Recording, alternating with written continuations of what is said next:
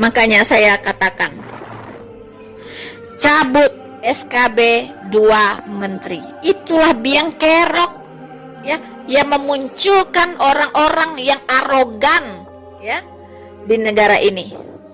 Arogansi beragama muncul dengan adanya SKB 2 menteri. Mereka mayoritas, jadi mereka merasa paling kuat. Karena mendirikan rumah ibadah itu berdasarkan suara, Pak. Kalau suara mencukupi untuk sebagai syarat mendirikan rumah ibadah itu berdiri. Dan kami ini minoritas. Kalau bicara jumlah suara, tentunya kami akan kalah, Pak. Ya, pasti akan kalah. Jadi SKB 2 menteri itu harus dihapus. Bukankah Bapak Presiden mengatakan konstitusi tidak boleh kalah oleh kesepakatan? SKB 2 menteri itu adalah kesepakatan 2 menteri, Pak. Ya, itu kesepakatan yang menabrak konstitusi. Karena konstitusi memberikan kebebasan, memberikan hak, memberikan jaminan untuk setiap warga negara untuk beribadah dan beragama di negara ini. Sementara SKB 2 menteri ini membatasi orang untuk beribadah, membatasi orang untuk membuat rumah ibadah. Bagaimana, Pak? Dua hal yang saling bertabrakan. Jujur, teman-teman, di negara kita banyak praktisi hukum yang handal itu berasal dari kelompok minoritas. Adakah di antara mereka tergerak untuk membawa SKB 2 menteri ini ke MK untuk diuji? Apakah itu layak untuk dijadikan peraturan? Jika SKB 2 menteri ini betul bertentangan dengan konstitusi, maka MK akan mencabut SKB 2 menteri ini. Halo saudara-saudaraku yang terkasih di dalam Tuhan, apa kabar Anda semuanya? Salam Maranatha. Teman-teman, kali ini saya ingin membahas sedikit tentang cara penyelesaian tindakan-tindakan intoleransi dan diskriminasi, intimidasi yang dilakukan oleh kelompok-kelompok intoleran. Itu cara penyelesaiannya sangat membuat sakit gigi, teman-teman. Mengapa? Karena setelah saya lihat gereja yang di Lampung, gereja Kemah Daud, diselesaikan dengan cara kesepakatan damai, teman-teman. Jadi yang si baju biru yang masuk ke dalam gereja petentang-petenteng membubarkan orang ibadah itu tidak diapa-apain ternyata, teman-teman. Tidak diapa-apain. Ya. Mungkin dengan materai 10.000 selesai. Ya, dengan judul sudah dimediasi, begitu teman-teman ya, biasa. Tetapi dampaknya, teman-teman, itu luar biasa. Kalau penyelesaiannya dengan cara seperti itu, dampaknya ya, di mana orang-orang lain tidak akan takut melakukan hal yang sama. Nanti juga akan dimediasi kok dan selesai. Begitu kan? Akan dimediasi oleh pemerintah setempat dan selesai persoalannya. Jadi nggak usah takut gitu, ya. Berbeda dengan kelompok minoritas, baru mengatakan bahwa suara toa kekencangan boleh nggak dikecilin sedikit, itu pun langsung masuk penjara, teman-teman. Ya, kalau minoritas ujuk-ujuk masuk ke masjid membubarkan orang sholat Jumat, itu pasti sudah demo berjilid-jilid di negara ini. Dan sudah di MKC kan, dikasih makan tai, teman-teman. Yakin saya. Ya, tetapi berbeda. Berbeda cara penyelesaian jika yang melakukan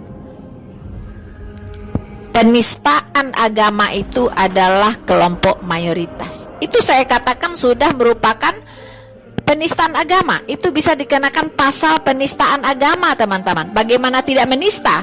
Dia masuk ke gereja orang, kemudian petantang-petenteng menyuruh orang ibadah berhenti dan membubarkan ibadah tersebut. Itu sudah lebih daripada apa yang dilakukan oleh Muhammad KC. KC cuma ngomong doang. Kalau ini sudah dengan tindakan, bukan ngomong doang. Ya, sudah disertai dengan tindakan. Itu seharusnya hukumannya lebih berat begitu. Tetapi kita dipertontonkan. Lagi-lagi ketidakadilan pertontonkan di negara ini, teman-teman. Si baju biru melenggang kangkung, memberikan klarifikasi, senyum-senyum seperti orang tak berdosa, dan tidak merasa bersalah. Tidak merasa bersalah, teman-teman. Jadi maaf, saya harus menyuarakan kembali atas ketidakadilan ini. Terserah, ya mau mendengarkan saya silakan, yang sudah bosan mendengarkan saya silahkan tutup telinga. Tapi saya akan selalu bersuara jika ada ketidakadilan dipraktekkan di negara ini. Saudara-saudaraku yang terkasih di dalam Tuhan, saya melihat perselisihan antara gereja Kemadaud ya dengan oknum si baju biru ini dimediasi oleh pemerintah setempat, teman-teman. Akhirnya ditemukan kesepakatan jemaat GKKD boleh beribadah dengan izin sementara. Izin sementara diberikan untuk 2 tahun, teman-teman. Ya, untuk 2 tahun. Pertanyaan saya, maksudnya apa gitu? Memberikan izin sementara untuk 2 tahun. Sepertinya 2 tahun belum akan keluar ini izin ini. Ya, mengapa tidak diberikan izin sementara misalnya seminggu? Karena minggu depan izinnya udah keluar. Gitu. Ya kan? Ini izin sementaranya 2 tahun, teman-teman. Pertanyaannya mau berapa tahun lagi izin yang permanen itu akan keluar? Izin sementara saja dibuat 2 tahun coba. Iya kan? Berarti izin yang permanen mau berapa tahun baru bisa keluar? Ini kan sama saja bohong. Ya sandiwara apa lagi ini? Dan anehnya lagi, teman-teman, Pemkop Bandar Lampung untuk mengeluarkan izin itu menunggu rekomendasi dari Forum Kerukunan Umat Beragama atau FKUB Bandar Lampung dan dari Kemenak. Ini kan lucu gitu, ya kan? Lucu sekali gitu. Kalau FKUB-nya merekomendasikan tidak boleh keluarin izin tuh mau apa ini? Pemkot ini mengatakan untuk izin permanen Pemkot tetap menunggu hasil verifikasi dan validasi dari FKUB. Apapun yang direkomendasikan katanya oleh FKUB dan Kemenak, Pemkot siap untuk melakukannya. Jadi kalau FKUB merekomendasikan tidak ada izin, tidak boleh berdiri gereja di situ, ya Pemkotnya nggak bisa apa-apa. Karena dia menunggu rekomendasi dari FKUB dan Kemenak.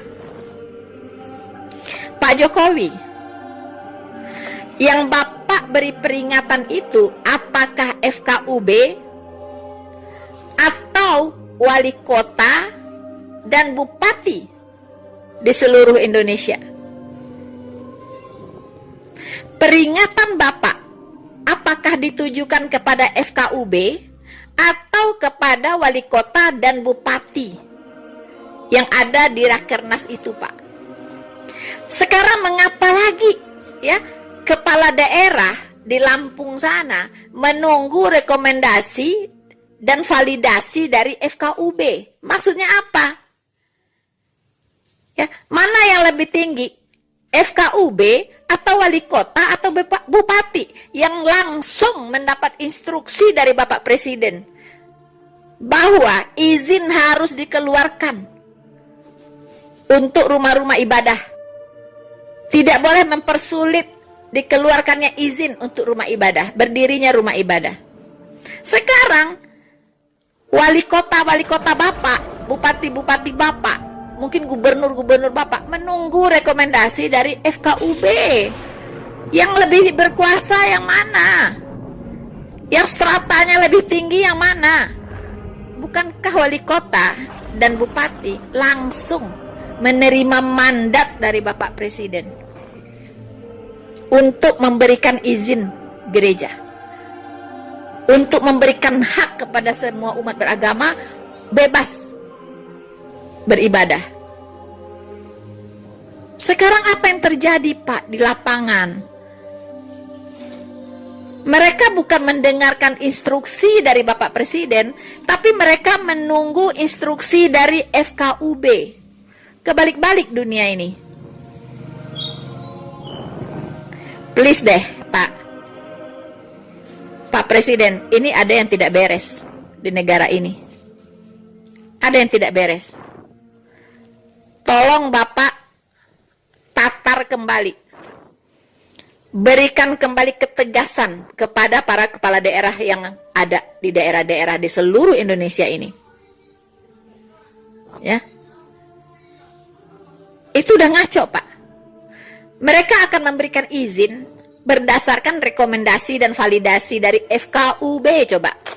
Padahal Presiden sebagai pemimpin tertinggi di negara ini sudah menginstruksikan mereka, kepala daerah ini, harus memberikan izin berdirinya rumah ibadah. Tidak boleh dipersulit, tidak boleh dihalang-halangi. Kami rakyat, jujur terus terang bingung, Pak. Ada apa di negara ini sebenarnya? Makanya saya katakan, cabut SKB 2 Menteri. Itulah biang kerok, ya, yang memunculkan orang-orang yang arogan, ya, di negara ini. Arogansi beragama muncul dengan adanya SKB 2 Menteri. Mereka mayoritas, jadi mereka merasa paling kuat. Karena mendirikan rumah ibadah itu berdasarkan suara, Pak. Kalau suara mencukupi untuk sebagai syarat mendirikan rumah ibadah itu berdiri. Dan kami ini minoritas. Kalau bicara jumlah suara, tentunya kami akan kalah, Pak. Ya, pasti akan kalah. Jadi SKB 2 Menteri itu harus dihapus. Bukankah Bapak Presiden mengatakan konstitusi tidak boleh kalah oleh kesepakatan? SKB 2 Menteri itu adalah kesepakatan 2 menteri, Pak. Ya, itu kesepakatan yang menabrak konstitusi. Karena konstitusi memberikan kebebasan, memberikan hak, memberikan jaminan untuk setiap warga negara untuk beribadah dan beragama di negara ini. Sementara SKB 2 Menteri ini membatasi orang untuk beribadah, membatasi orang untuk membuat rumah ibadah. Bagaimana, Pak? Dua hal yang saling bertabrakan. Jujur, teman-teman, di negara kita banyak praktisi hukum yang handal itu berasal dari kelompok minoritas. Adakah di antara mereka tergerak untuk membawa SKB 2 Menteri ini ke MK untuk diuji? Apakah itu layak untuk dijadikan peraturan? Jika SKB 2 Menteri ini betul bertentangan dengan konstitusi, maka MK akan mencabut SKB 2 Menteri ini.